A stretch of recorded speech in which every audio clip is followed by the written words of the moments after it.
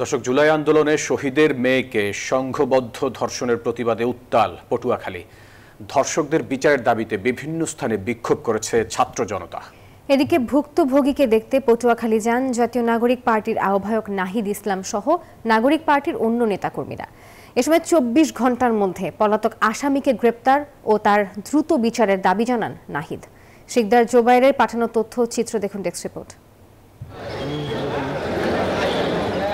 জুলাই আন্দোলনে রাজধানীর মোহাম্মদপুরে পুলিশের গুলিতে নিহত শহীদ বাবার কবর জিয়ারত শেষে ১৮ মার্চ সন্ধ্যায় পটুয়াখালীর দুমকিতে নানার বাড়িতে যাচ্ছিলেন ১৭ বছরের কিশোরী। পথে মধ্যে একা পেয়ে জোরপূর্বক পাশের একটি বাগানে নিয়ে ধর্ষণ করে সাকিব মুন্সি ও সিফাত মুন্সি নামে দুই যুবক। পরে ওই কিশোরীকে উদ্ধার করে পটুয়াখালী মেডিকেল কলেজ হাসপাতালে ভর্তি করা হয়। এ ঘটনায় অভিযুক্ত সাকিব মুন্সিকে পুলিশ গ্রেফতার করলেও এখনো পলাতক সিফাত মুন্সি।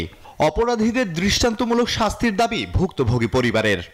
আমার নাতিরে দর্শন করছে, আমি সঠিক বিচার আপনাদের চাই। আমরা সঠিক বিচার চাই এবং মেয়েদের জানমালের নিরাপত্তা চাই। এদিকে বৃহস্পতিবার সকালে ভুক্তভোগীকে দেখতে পটুয়াখালী সদর হাসপাতালে যান জাতীয় নাগরিক পার্টির আহ্বায়ক নাহিদ ইসলাম। জীবনের সব আয়োজন এখানে একসাথে। এ সময় তিনি ২৪ ঘন্টার মধ্যে পলাতক আসামিকে গ্রেফতার ও দ্রুত বিচারের দাবি জানান। যে ২৪ ঘন্টার মধ্যে আরেকজন যে আসামি, সেই আসামিকে গ্রেফতার করতে হবে।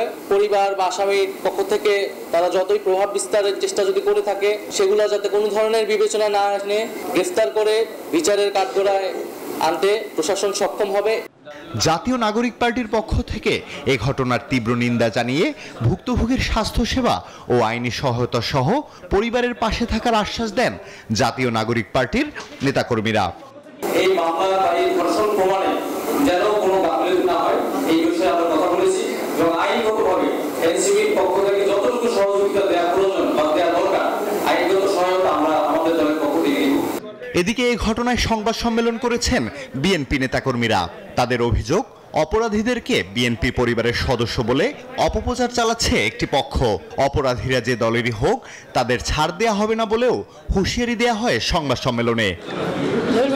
এর আগে হাসপাতালে ভিকটিমকে দেখতে যান জেলা জামায়াতে ইসলামীর নেতাকর্মীরা। এ সময় জামায়াতের কেন্দ্রীয় আমির ডক্টর শফিকুর রহমান মুঠোফোনে ভুক্তভোগীর মায়ের সঙ্গে কথা বলে খোঁজ খবর নেন। আল হাদি খান, ডেস্ক রিপোর্ট, নিউজ 24।